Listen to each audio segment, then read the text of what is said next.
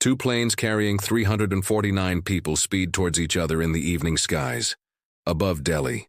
In one of those planes, 5 pilots sit at the controls making preparations to land. In the other 3 pilots are climbing along their departure route. An air traffic controller sits at the top of a tower watching 2 blips on his screen. Draw closer together. What do these things have in common? The people immediately in charge of the outcome, those sitting in the pointy ends of these structures, also sit at the pointy end of a vast and complex infrastructure, which undergirds their actions. All of these systems and infrastructures make up the foundations for the pyramid of aviation safety, on top of which pilots and air traffic controllers sit. What you're about to see is the shocking story of what happens when the foundations of this pyramid are rotten foreign. On the evening of November 12, 1996, 289 passengers and 23 crew stepped on board a Saudi Arabian Airlines Boeing 747 in Delhi, India. They were bound for Dodge International Airport in Saudi Arabia, a 4-hour journey. Many of the passengers were migrant workers headed for construction and hospitality jobs in the Gulf flight. 763 was the beginning of a long journey for them as they settled into their seats a few hundred kilometers to the northwest. Another group of passengers was descending towards Delhi, getting ready for a much shorter trip to the Indian capital. Most of the 27 passengers on board Kazakh Flight 1907 were traders preparing for a shopping trip to Delhi. Their plan was to buy up as much cheap textiles as they could and to fill the plane up with them for the return journey to Kazakhstan a few days later, for several strange reasons which we'll explore in a moment. These 2 sets of passengers would come closer together than ever intended. But at least initially, as the Kazakh plane began its descent, and the Saudi plane was loaded with passengers and baggage, all was normal in command. Saudi Flight 763 was 45-year-old Captain Khalid al-Shabali. With just short of 10,000 hours of flying time, he was a highly experienced pilot. He had flown this route many times before and was familiar with the peculiarities of Delhi's airspace. At the time, sitting to his right was Nazir Khan, an American captain, who would be acting as first officer on this flight. He was 44 years old and was also very experienced with more than 7,000 hours of flying time under his belt. Behind the 2 pilots was flight engineer Ahmed Idris at 33 years old. He was the least experienced member of this flight crew, with just over 3,000 hours total experience on this evening.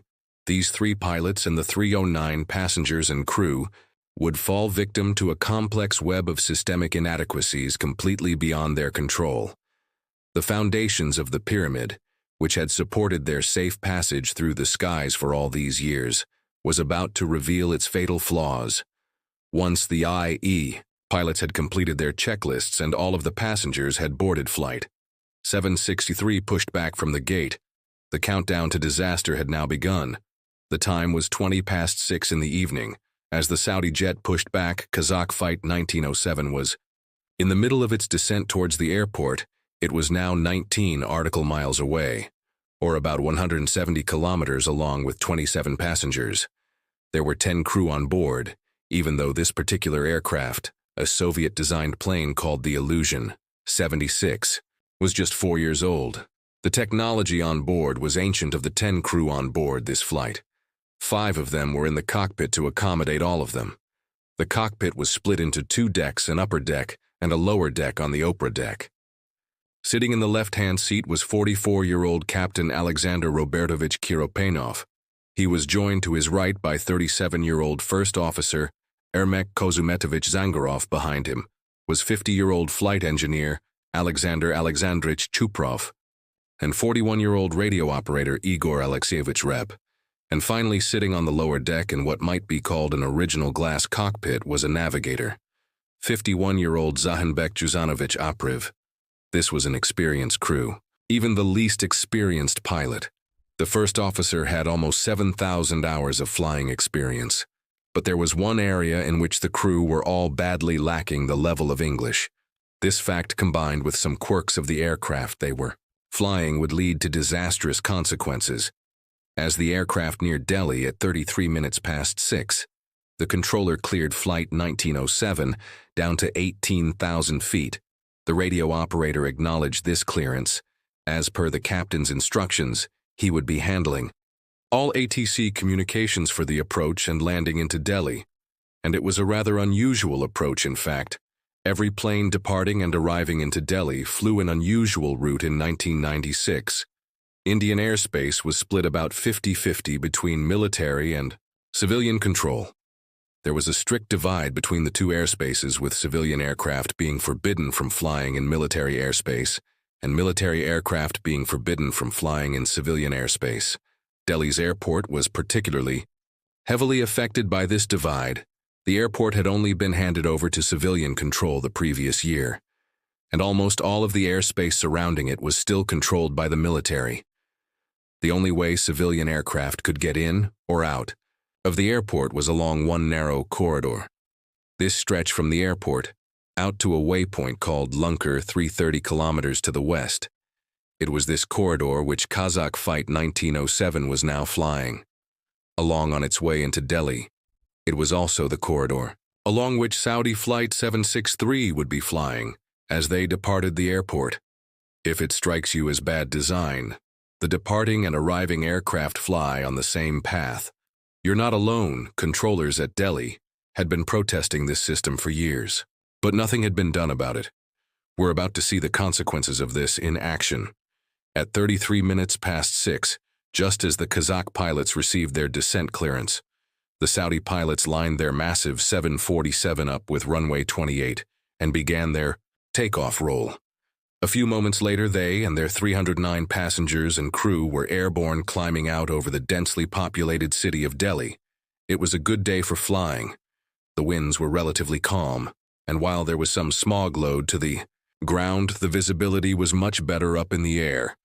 After takeoff, the crew of Flight 763 switched their radios over to Delhi, approach control, and made first contact.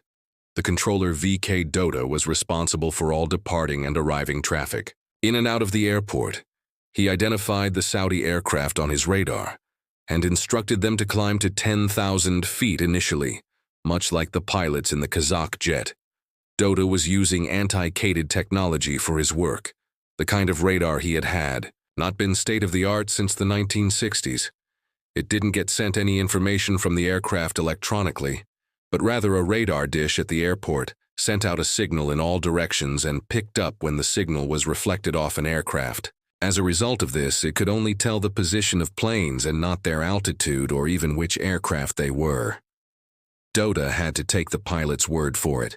When they gave him this information for more than a decade, there had been plans in place to install a modern radar system, but bureaucratic forces had stymied the installation of this technology. So sitting on top of this ancient infrastructure, keeping passenger planes separated at an airport, which handled the takeoff and landing, every 4 minutes was one man. One man who had to work with one piece of information per aircraft, and who had to do it all in one narrow corridor, because there was only one route in and out of the airport.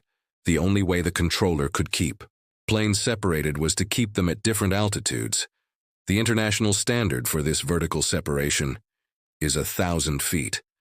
The controller's plan was to keep the inbound Kazakh plane at a higher altitude and to let the Saudi plane pass beneath it as the Saudi 747 continued its climb to 10,000 feet. The Kazakh plane was descending through 23,000 feet. On its way down to 18,000, it was just over 70 nautical miles from the airport at this point, or 130 kilometers. The radio operator sitting behind the pilots reported their position to air traffic control. The controller cleared the fight down to 15,000 feet and asked them to report. When they had reached this altitude, the radio operator acknowledged this, and the flight continued its descent, as both aircraft were now tuned into the same radio frequency. The pilots in each plane were able to hear the transmissions from the other plane and their conversations with air traffic control, listening out of the aircraft. In order to build a mental picture of what's going on in the airspace is a key way by which pilots can maintain their situational awareness. This provides an added layer of protection for planes, especially in the busy airspace around airports. In the cockpit of the Kazakh plane, a conversation now took place between the radio Operator and the pilots, they needed to convert the altitude the controller had given them 15,000 feet into meters. This was because most of the altimeters in their cockpit showed altitude in meters, including the first officer's altimeter. This was important because he was the one flying the plane. Only the captain's altimeter and the navigator's altimeter on the lower deck showed altitude in feet. The radio operator checked his conversion chart and told the pilots that 15,000 feet was equal to 4,570 meters. They acknowledged this and continued their descent 1 minute after the controller had cleared the Kazakh flight down to 15,000 feet. The Saudi Arabian pilots told the controller that they were level at 10,000 feet. They asked the controller if they could climb higher. The controller then cleared Saudi Flight 763 up to 14,000 feet. This was as close as the controller was going to allow the planes to get. He was going to let the Saudi plane pass 1,000 feet below the Kazakh plane, and then once they had passed each other, he would issue further climbing and descending instructions respectively. Just to be sure, the radio operator on the Kazakh flight asked the navigator to confirm that his conversion between feet and meters was correct.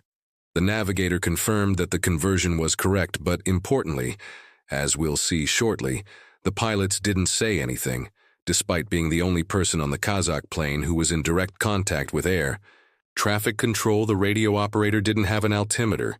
In order to see what altitude his plane was at, he had to lean awkwardly over to one side to take a look at the pilot's instruments. The two aircraft were now just a few minutes away from the point in the sky where they would meet. The Saudi plane was climbing, and the Kazakh plane was descending.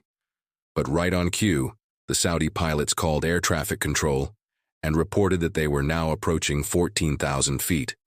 They asked to climb higher, but the controller told them to stay at their current altitude. He was going to keep them at 14,000 until the Kazakh plane had passed 1,000 feet overhead. All was normal. On board Saudi Flight 763, the pilots were aware of the inbound aircraft, but they were not concerned about it. They had flown in and out of Delhi plenty of times and had not encountered any major issues with other aircraft. Within a few moments, they leveled off at 14,000 feet, just as they had been asked to.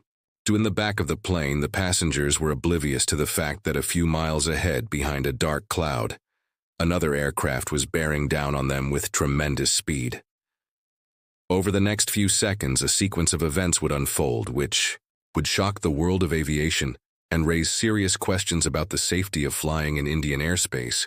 The controller asked Kazakh Flight 1907 to confirm its position relative to the airport. The radio operator told them that they had now reached 15,000 feet and were 46 nautical miles from the airport. Strangely, while the plane was indeed 46 miles from the airport, it was not as the radio operator said at 15,000 feet.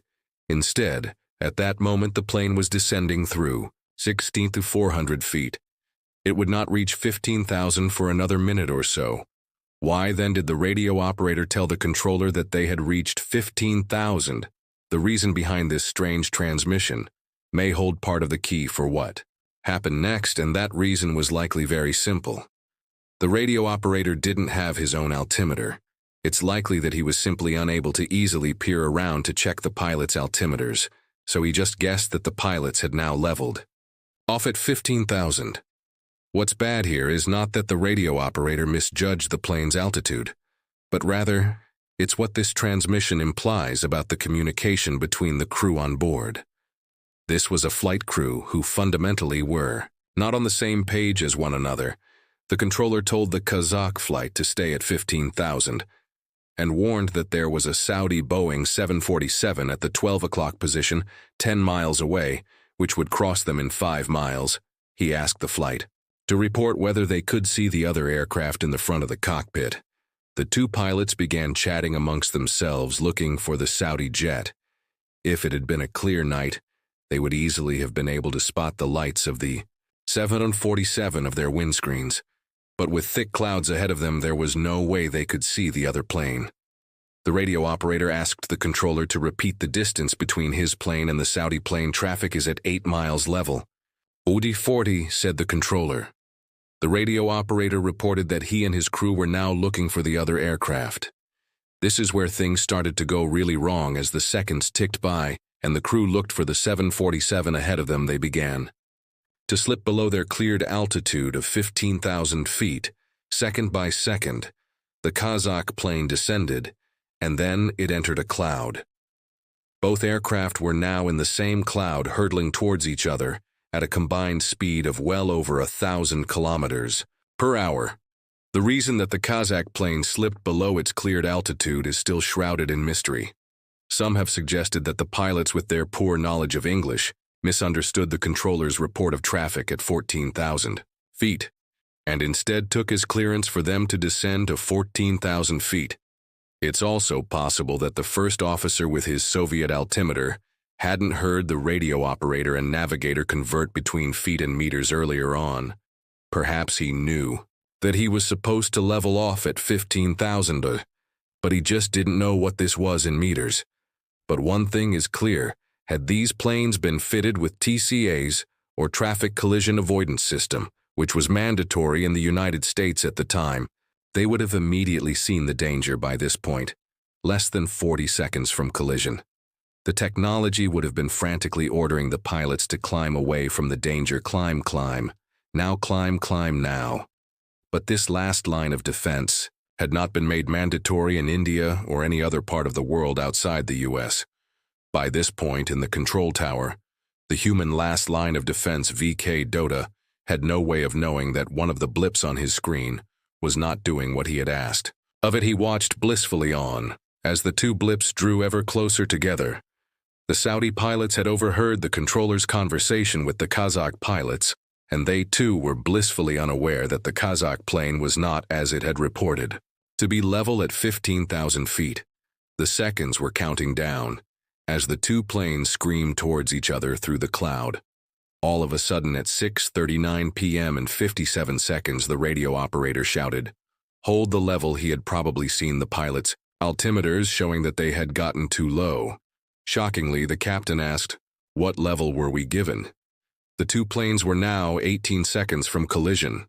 The flight engineer yelled out, "Maintain," and the radio operator clarified this by shouting, "Keep to level 150, don't descend." Finally, the captain realized that he had made a horrendous mistake. He disconnected the autopilot and ordered the first officer to increase engine power. The engine spooled up loudly to high power, and the radio operator shouted, "Get to 150. Because on the 140, that one, all of the crews saw the lights of the 747 filling their windscreens. But it was too late. The left wing of the Kazakh plane collided with the Boeing's left engines, igniting a massive explosion. The two planes continued forward for a few hundred meters before tumbling down to earth, spiraling in their own flames. The controller watched on as the two blips on his radar merged and then disappeared shortly. After he heard a voice over the radio in Arabic, it was the Saudi plane. He called both of the flights multiple times but got no response. A minute after colliding, both planes slammed into the ground. There were no survivors, with 349 people dead. This crash remains the worst mid-air collision in history, and the third worst air accident in history. After the accident, different parties quickly sought to apportion blame to the various people involved. The final report into the incident emphasizes the crucial role that the Kazakh pilots played, in that they were the ones who had slipped below their assigned altitude. With the sheer number of people in the cockpit, it became very easy for a working culture to develop whereby different tasks were seen as "not my problem." In this case, no crew member took responsibility for ensuring the plane stayed at a designed altitude. It didn't help that the technology on board the Kazakh plane was practically ancient. Not only did the aircraft not have TCAS, but it didn't even have something which all Western passenger aircraft had had since the 1960s, an altitude alert tone. This would have alerted the pilots when they were nearing their assigned altitude, and on top of this, the plane's autopilot didn't even have an altitude capture mode, so it couldn't level off automatically when the selected altitude was reached. These are incredibly basic autopilot functions, which had been in other aircraft for decades. Either of them would have prevented the collision entirely. All of this, when combined with the grossly inadequate and outdated airspace infrastructure, made this accident all but inevitable. As a direct result of this accident in 1999, India became the second country in the world to mandate the use of TKs in its airspace. Other nations soon followed, and now it's standard across the world. Delhi's airport and Indian airspace, more generally, also finally got the overhaul. It so desperately needed. All major airports in the country now have modern radar systems, and the airspace surrounding them has largely been handed over to civilian control now.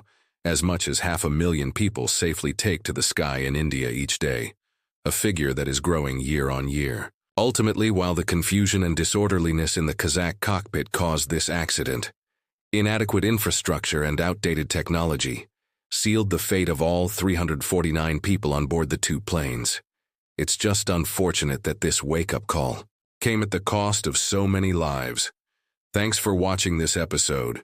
If you'd like to see more episodes like this, you can watch this playlist up here. And if you'd like to support the channel and join all of these people, you can sign up on Patreon.